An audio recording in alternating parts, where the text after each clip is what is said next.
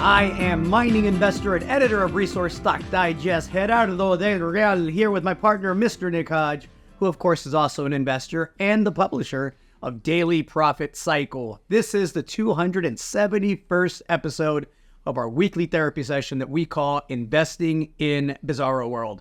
We're going to talk markets. We're going to talk commodity super cycle over, Bitcoin bull market back. We're going to talk about some of the craziness out there, but first and foremost, Senor Hodge, how goes you today, sir?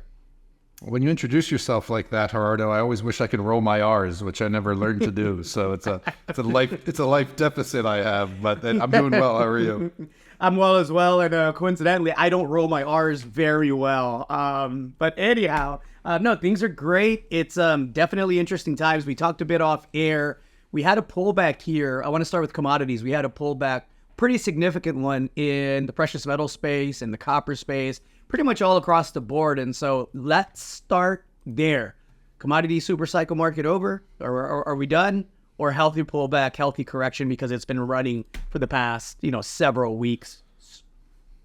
Well, you know the answer, Gerardo. It's the latter. And it's more than a healthy correction. It's a buy the damn dip moment because we are in a super cycle. And so we've equated it to the tech cycle that played out, sort of over the past decade of zero interest rates. But, that's not how it is anymore. We're now in a resource super cycle, a commodity bull market where you should be buying the dip. And they ran really hard. I mean, you got Agno out here rejecting bids from BHP. You've got, the Freeport moving higher, and that's just in the copper space. So nickel stocks have been up, rare earths have been moving up over the past couple of weeks. Last week we said that we were smart again. So you get a correction when that happens, and that's just how it goes. But if you've been following what we've been saying, if you've been paying attention to the presentations we've been putting out about the super cycle, if we've just listened to anything we've said really over the past decade or 15 years, that trees don't grow to the sky, and there's always going to be pullbacks. The thing you need to know is,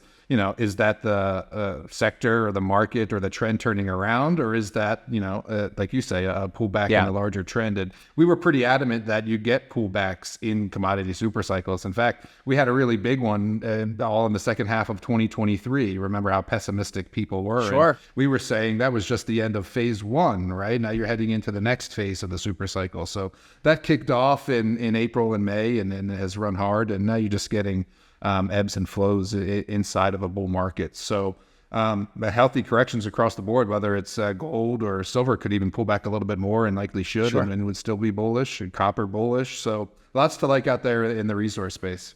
It's a heck of an opportunity to add quality silver exposure. I have a recommendation for one of the publications here next week that I'm eyeballing, and it's probably my favorite or second favorite silver play in the space. And so look, anytime you see a pullback of 5%, 10%, 15% in a quality silver name that's cashed up, that's exploring, that's discovery drilling, that's doing all the things it's supposed to do to add value, that's a buying opportunity. And so can't emphasize enough, folks, buy this damn dip, whether you're speculating on the physical commodities or you're speculating on the equities. All pullbacks in this cycle should absolutely be bought. You should have your favorite names. Let's be absolutely clear. Not all the names have responded yet. The exploration companies that don't have a lot of news that are setting up drill programs for later on in the year are pretty stagnant. But the companies that are out there drilling, adding value, have robust resources already anchoring the valuations. Those have surged in the past couple of weeks, and hopefully people are seeing that in their portfolio. It's not across the board yet. Again, I think that's healthy, and my capitalist heart gets giddy because it gives me an opportunity to add quality exposure to some of the names that I already have a lot of exposure in. Yeah, we'll be writing checks here in the next couple of weeks. I have written some in the past couple of weeks as well. And I guess I would add that it's across the spectrum, right? And you're talking about junior resource companies, junior mining Sure. stocks, and I dabble there too, of course. But even in the bigger sectors, like the energy complex had a big pullback. The reason we're talking about this is because we record on Thursday, it's May 23rd, and it was a big down day in the market, right? Over 600 points in the Dow down, and lots of pullbacks across the board. And so that happens to the big names as well. I was going to say, We're owners of XLE, which is the SPDR for energy in the S&P. We're long that in foundational profits, and we were looking to add another oil sector play. And so this is the point I wanted to make. These pullbacks are anticipated if you understand where you are in the market. And so in the May issue of Foundational Profits, which came out like 2 weeks ago, I was telling them to buy the next dip in this other oil ETF. I'm not going to tell you what it is, but I gave them the price. Subscribe. But I gave them the price, which was like $2 below where it was currently trading, right? And, some people think, well, it's gotten away from me. I'm not going to get it. And I always say just, set limit orders. Those buy under prices that I put out are based on, we're buying these things for fundamental reasons, but those buy under prices are based on technicals, at least when I do it. And so you had that pullback today, and guess what? That oil ETF pulled back to 13 cents below my buy under price from being over $2 above it the other day. So I get my email that my limit order has filled, and onward we go, right? So that's how you do it in a bull market. It's not like you should be panicking on the day that I wasn't like, oh my God, the stocks are down. I had the order preset and it filled when the stocks went down. That's how we'd be operating the stock market, Gerardo. We like buying things on sale, people. And again, I can't emphasize enough. We talked about MineHub Technologies last week, and we said that was probably a really good opportunity. The stock is up some 31% this week. Again, trading at like 30 cents right now, Canadian. Still a heck of an opportunity. It's going to be cash flow positive in the next couple of years. It's got a phenomenal team and a moat around its business model that is absolutely a pleasure to watch. There's simply no one doing what MineHub is doing. It's a heck of a moat. It's a heck of a speculation. I own a bunch. I'm absolutely biased. Have written 2 checks, haven't sold a share, and really, really excited to see that story develop. But again, if you're new to that company and you're new to the space and you see a 30% move, you may be inclined to believe that it got away from you. And on companies like MineHub, I absolutely don't believe that we're anywhere near where MineHub will trade in the next couple of quarters and years. So that's your freebie for the week, folks. The only reason it's not in one of my paid publications is because Mr. Hodge covers the stock, and so we try to diversify the ideas as often as possible. But it definitely merits some due diligence, and I encourage everybody to go take a peek at MineHub Technologies. So CEO is just texting. More announcements in the past week, right? They signed on with Southwire, I believe it was, who's one of the largest makers of copper wire in the world. They signed on with them to digitize their bills of lading at the port of Van Halen, Panama City. So Panama Cities, you got it. That's a big deal, right? Yes. You're digitizing the bills of lading for one of the biggest copper wire producers in the world. We went through last week how that creates a sticky sort of ecosystem for their business and why that's beneficial not only to them, but the rest of the mining sector as well. So definitely an interesting company and one I own as well. Excellent. You touched on the energy space. What's that looking like to you? I think we're both bullish precious metals, clearly. We're both bullish copper.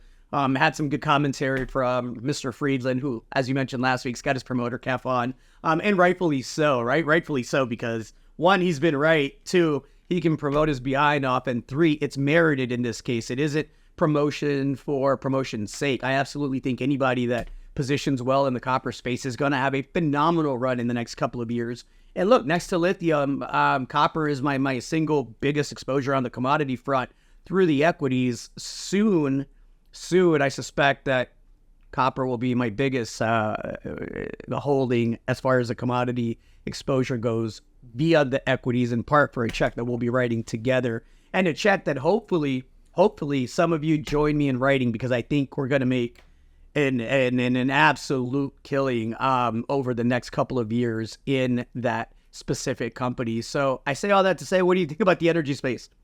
Well, let me tell you about the energy space in a second. We should keep talking about copper and private placements and writing checks, and then I'll tell you about energy, because we're having this event, so we shouldn't let this segue get away from us. We'll be unveiling that specific private placement that we're participating in, that we're writing checks into, at a webinar on June 5th. So we sort of teased this last week, but now I've actually did some work over the past week, as our team did, to get this thing to become a reality. And so the date's been set, June 5th, 2 p.m. Eastern time, which makes it 11 a.m. Pacific time.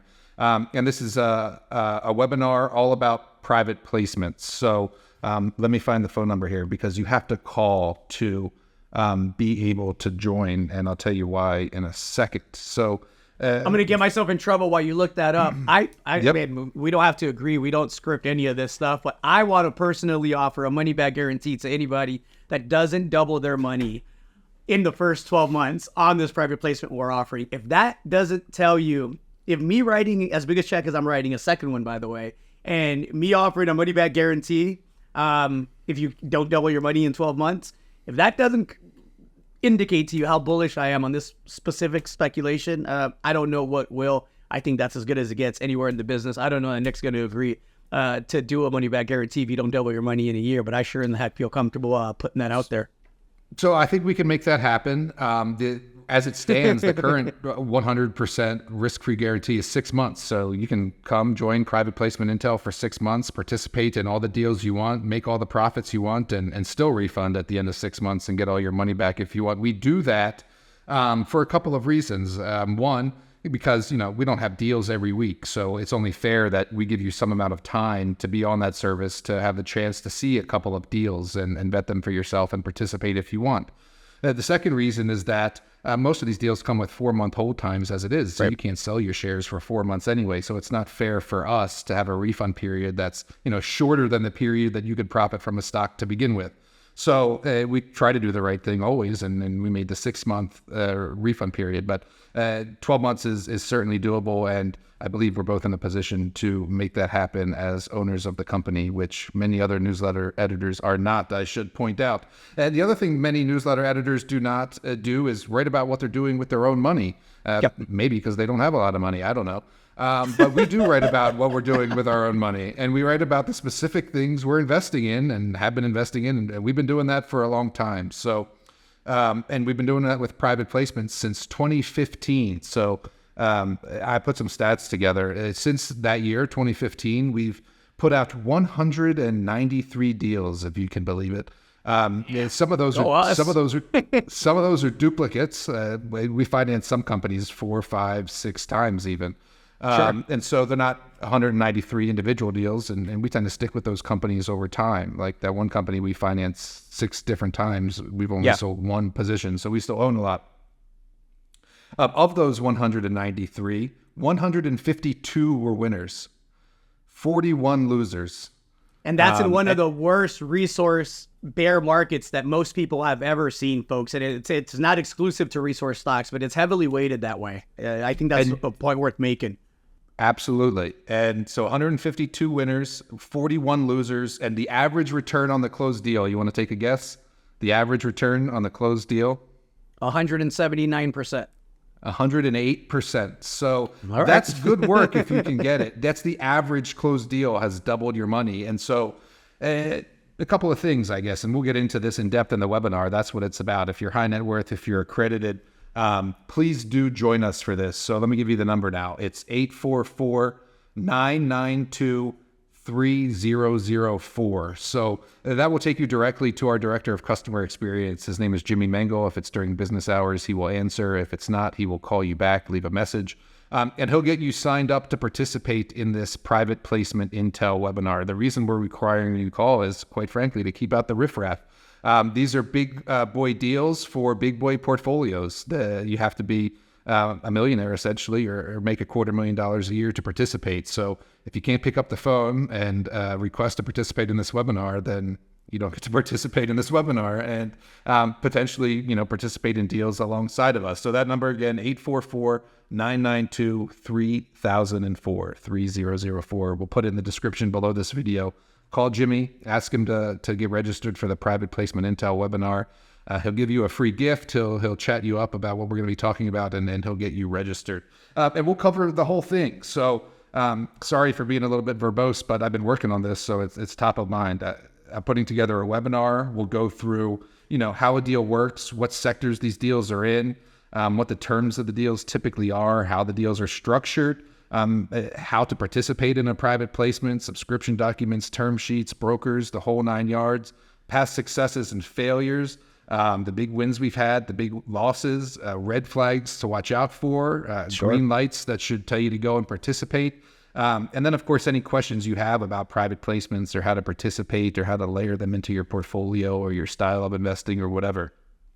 this webinar is for you if you're interested in the world of private placements. So please do call. And the last thing I wanted to say was that 108% average gain. I mean, one, that's fucking phenomenal, pardon my French, but two, that comes, I mentioned there's 40 however many losers there. Some of those are big losers, right? Like I've sent some money to money heaven. Some of those are 80, Absolutely. 90 complete losses, 100%. And so you have to know that that's part of this game, right? I mean, not every penny stock, speculative penny stock that you write a check into is going to work out. I mean, that's just not realistic. But like we said last week, and as we always say, those Patriot battery metals of the world, those 10,000% wins, those URZ energies that got taken out by Azarga, that then got taken out by Encore, that then went to 52 highs at $6 plus, or that are 1,000% returns. The Bravos at 64 cents that run to over $5. And I could go on, but all those make the average gain average out to over 100. And so the point is, you can't cherry pick, right? This is a system, a style of investing. And, you know, it's just like telling your buddy a stock pick, right? It's, in my experience, it's typically not going to work out if you give them just one stock to buy, right? That's not good odds. It's a coin toss, right? But if you participate in these deals over time, certainly since 2015, as we've been doing, you can sort of see how they add up there. So I'm giving you a snapshot of the whole game, not just one inning or two outs, right? You got to play this whole game over time for it to pay off. And, in my experience and your experience and the experience of our mentors and then people we talk to in our network, private placements are a way you can significantly enhance your wealth. And we'll get into why in the webinar. So last time, 844-992-3004. Call Jimmy and get registered.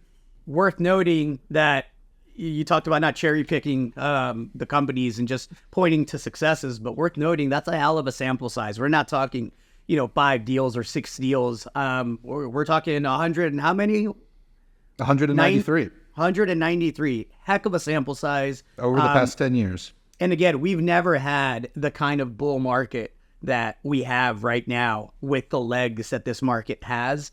And so, again, past success isn't a guarantee to future success. But I am excited as all hell to have this market that we have because I think it's going to be fun. It's going to be profitable. It's going to be losses. There's always losses. But again, I think the gains will far outweigh the losses in this cycle. And in this specific company, I think we're onto something special. I have to highlight, I know we've talked a lot, folks. Thank you for listening. But I have to highlight the value of the network and the value of that service that Nick and I manage. The only reason this deal is available for us to offer it to subscribers is because we've been long-term shareholders that helped finance the company before it put itself in the position that it's put itself in now. And it's really a testament to, one, a chairman of that company that has some of the best business practices in the space, and two, the network that we have and the integrity with which we try to do everything. That's the only reason we're able to offer this. This placement is completely taken down already. It's full, and if it weren't for the years of interacting with the chairman and the team and funding it several times, we wouldn't have that access. And by default, obviously, our subscribers wouldn't have that access. And so it's important to note when you're investing $5,000 or $3,000 or any amount of money in a news service, a newsletter service, that you understand the quality of the deal flow and the network that you're writing a check for. We don't take that lightly.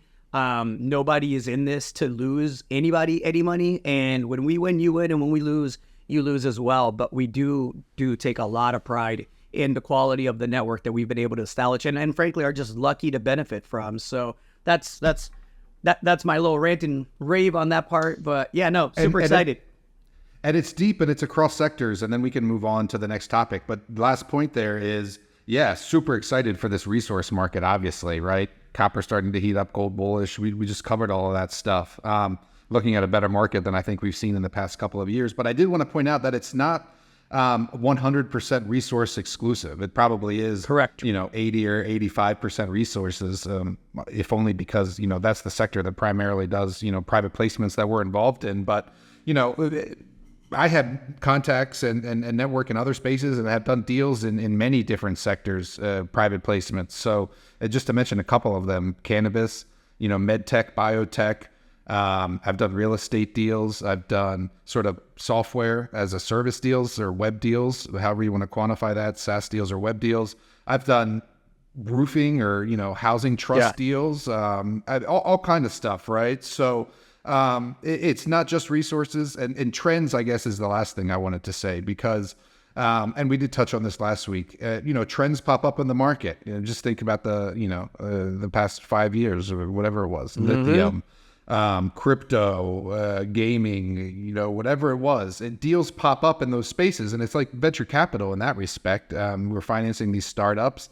And a certain percentage of them are gonna work out and deliver us many returns on our capital. So enough droning on about that. 844-992-3004. Talk to Jimmy.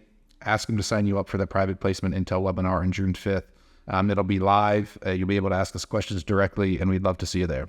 It's a reason why Mr. Hodge gets to be on boats with the likes of John Paulson, folks. It's not an accident or a coincidence. And again, thankful for that network. We got to talk crypto a bit.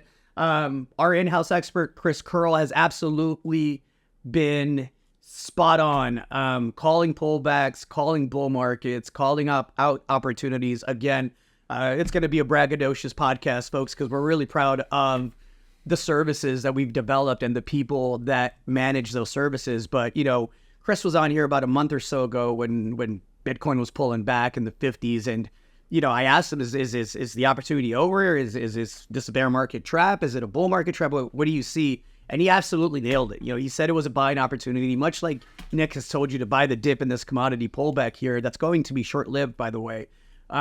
He's been spot on. So, Bitcoin went to 71, 72,000, pulled back a bit to 67,000. What do you see in the chart there, Nick? I know you are not the crypto expert, but you know a whole heck of a lot more about crypto and Bitcoin than I do, and you're also a much better chartist than I am. So what do the tea leaves tell you? I appreciate you saying that. Bitcoin's bullish down to all the way to 63,500. You had some news here in the past week that I do want to touch on, but let me just get this technical analysis out of the way for you. Sorry, I always put you on the spot. No, it's all good. Yeah, give the people their money's worth. Yeah, that's free. Money back guarantee, folks. Like 63.5 is like downward support. It could go all the way down to there and still be bullish. Like you said, you got to pull back from 71 to 67 now, but Bitcoin is bullish, and the narrative continues to go in its favor is what I wanted to touch on. So whether or not you appreciate the narrative or not, that's sort of inconsequential. But, Donald Trump is building a crypto army, if you didn't notice. And in the past week, he is embracing it. I saw Senator Loomis, who is a senator from Wyoming, I believe it is, who has embraced crypto over the past year, was saying that she's building a crypto army in Congress. And so all that to just say that it continues to gain acceptance among the regulators and the politicians of the world, which is a good thing. We've had some ETF noise over the past week that I haven't followed too closely, but it seems like we're going to be able to get an ETF on ETH here in the near future, just like we have Bitcoin ETFs that were approved recently, and the inflows have ticked up recently back into those ETFs. So they got approved, all the dumb money came rushing in. And then Bitcoin sold off, saw the news of that after the halving, as happens in sort of circumstances like that. But has been marching back up, and inflows back on the upswing for the first time in a couple of weeks. So Bitcoin bullish. I own it. I've told you that. I've also owned part of an ETF now. I've talked about Block, the sort of crypto tangential ETF. I'm a shareholder in that, and so I'm bullish on the space. You were talking about Chris. He's got many different coins and things he's recommended. So, and we're making improvements to the products as well. So I'm just thinking to our staff meeting this week about how, we're incorporating the live prices into the crypto product, for example, into the portfolio. So not only have we been making people money for a long time, but we continue to pioneer new ways to do that, whether it's giving Chris $50,000 to run his own portfolio and watching him double that in fairly short order, or just making incremental improvements to the platform and the reports and the websites that we have for subscribers. So continue to plug away across the board. I like it. I mentioned Paulson. You mentioned Dumb Money. One of my favorite movies is The Big Short. And obviously, along with Mr. Paulson, Michael Burry, legendary investor, played brilliantly by Christian Bale in that movie, just went really, really big in his Q1 filing on Chinese stocks. And, there's an e-commerce giant out of China that he's up some 45% on already.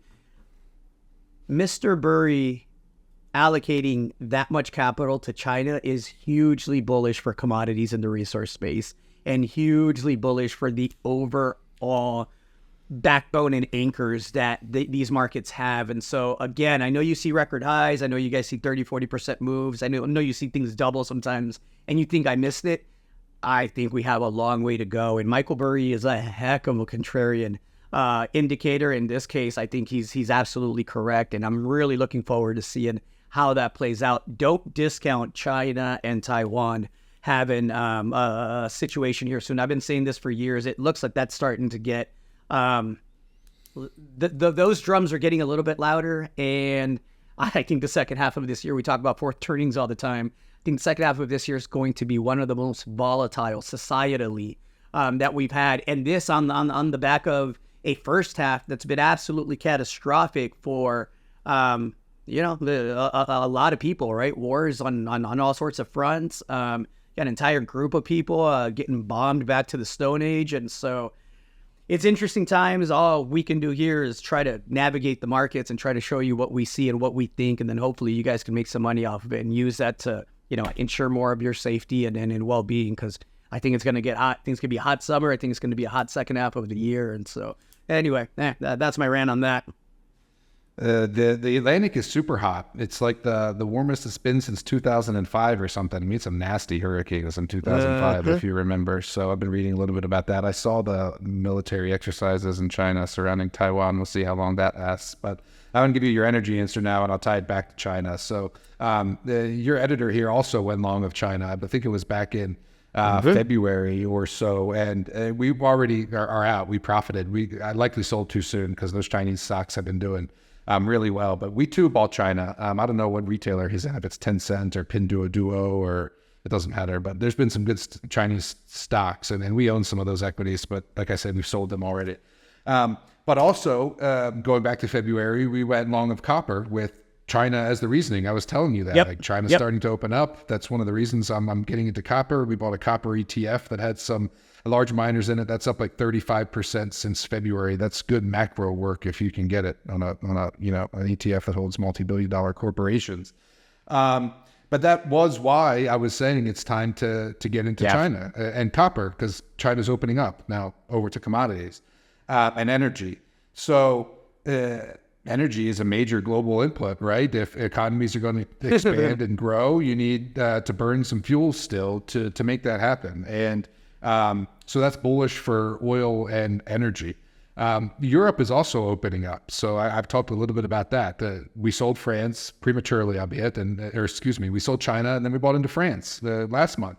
And we made 6 or 7% on France just in the past month here. But lots of European economies are opening up. If you look at the PMIs, services PMIs, manufacturing PMIs, they're expanding month over month for like the past 3 months, whether it's Germany or Spain or the Netherlands or, whatever it is. So, and I'm even seeing, the Bloomberg talking about European stocks. So if these economies are going to expand, and then you have the U.S. GDP that's going to be at 3 or 4% for this quarter, was growing last quarter as well, you need energy inputs. And so oil was getting bullish. It ran up into the sort of mid-80s. I told you we own the XLE. And I was expecting a pullback, which I described earlier in this podcast. You're seeing that pullback now, and the reason it's down to, 77 or so dollars per barrel. And the reason is because the OPEC had some cuts that were due to expire, and my contention is that they're not going to let them expire. They're going to keep them cuts. But the bear case for oil right now is that these OPEC cuts aren't going to last, and they're going to return to not surplus production, but not cuts across the board. So I'm not buying that. I think that's a short-term narrative. I'd rather go with major continents and countries expanding that are going to need more fuel to make that expansion happen. And so for me, oil is bullish. We're in the oil stocks, and we'll see how it goes. The other thing I'd say is inflation is expected to remain higher for longer. I'm sure you've heard that phrase in the past couple of weeks. And so if inflation is going to remain higher for longer, you need commodity prices to remain higher for longer because they are the inputs that determine the inflation. So all that combined is bullish for the energy complex in my mind. No, look, a lot to like, right? I'm reading a headline, auto insurance rates, talking about inflation, are jumping the most since the 70s. I would love to talk about this, actually. Let's get into it. I'm sorry. I feel like I'm hogging the mic. So no, I was this actually is good. It's usually me. I was actually going to put insurance on the. We have a little sheet that we talked about, and so yeah. I'll tell you why. You're not even going to believe this shit. So, we have two cars. I have a 2021 pickup truck, and my wife has a 2018 Yukon, and we pay insurance on them. Obviously, we pay every 6 months. So, 3 bills ago, which would have been a year and a half ago. Right. Our bill went up to $3,000. I don't know what we had been paying every 6 months. Obviously, $2,000 or something. So I got the bill for $3,000. And I was like, "What the fuck?" This is like a year and a half ago now. But I didn't say anything. I paid my bill. I moved on with life. 6 months elapsed. We got our next bill, $3,900 for 6 months of insurance for 2 cars. Now we're at a $6,800. Over a $7,000 a year run rate for car insurance for 2 cars. So I call because I want an explanation. And the explanation so this is 6 months ago now. The explanation I'm given is that my wife has had some accidents and tickets. I got pulled over last year in Montana. But primarily Washington State had this thing where they disallowed insurance companies giving a discount to people who had good credit and routinely paid their bills. So they had to take those discounts away. And that was the reason I was given 6 months ago. But obviously it was all, also being driven upward by inflation, right? I mean, sure. Insurance is, in the CPI. So the most recent bill comes. Now we're up to the present day a couple of weeks ago for the next 6 months. You know what the bill is for the next 6 months? $4,700. So now we're at a $9,000 annual run rate for insurance on 2 cars. And so I started asking around. I asked my buddies, like, what do you guys pay for car insurance? This is ridiculous, right? So yeah. Everybody says it's ridiculous. I should flash back for a second. After that, the second bill, I called an independent insurance broker. And I said, hey, can you shop my policies around and see if you can do better than what I'm doing now? This is someone who is, fee only, not a fiduciary, but you don't pay them anything unless... you don't pay them anything. They get paid by the insurance company. Anyway, right. She shops it around. I send her all the information. She comes back to me and she says, I'm sorry, I can't help you. You've got this big-ass wood house in the middle of a forest that a lot of people won't even write a policy for. Like State Farm won't underwrite it. And if they won't underwrite your house, then I can't bundle your auto with it. And you won't get any discounts, so I can't save you any money. So you're sort of stuck until your accidents and or tickets roll off. Okay, I can deal with that. But then this $4,700 bill comes. And so I call, and it just sort of is what it is. But, by this point, I see that, insurance stocks are at 52-week highs, Prudential, Cincinnati Financial's through the roof. And there's really no good explanation now at this point. He's already given me you don't qualify for discounts. Now the shit's just going up, right? So that's sort of my story. What do? We increase the deductibles, right? So we can get lower payments. And we take off the free glass replacement. And I mean, even for someone like us who can, I can obviously afford $9,000 a year in auto insurance, but that's fucking ridiculous, right? And so anyway, that's sort of my story. But you talk to other people about it, and then you read the headlines, and these big companies are pulling out. State Farm won't even underwrite a house policy in California anymore. They entirely pulled out of California. So insurance is a big deal, and it's a good sector to own. One, the Prudentials, the Cincinnati Financials of the world, the Chubbs of the world, et cetera. But two, I'm thinking of someone who can afford that, right? Dude, there's people who have tickets and accidents that aren't me, right? What are they doing with these $4,700 bills? And so I just wonder about that. So I got one more insurance story and then I'll be quiet. So I got rear-ended yesterday as we're talking about insurance. Fuck, I'm sorry, man. No, it's all good, man. So I was driving my girls to school, and there's a bunch of construction going on. So there was, a slowdown, a lane closure. I was slowing down. Kid behind me, he doesn't slow down. He runs right in the back of my truck.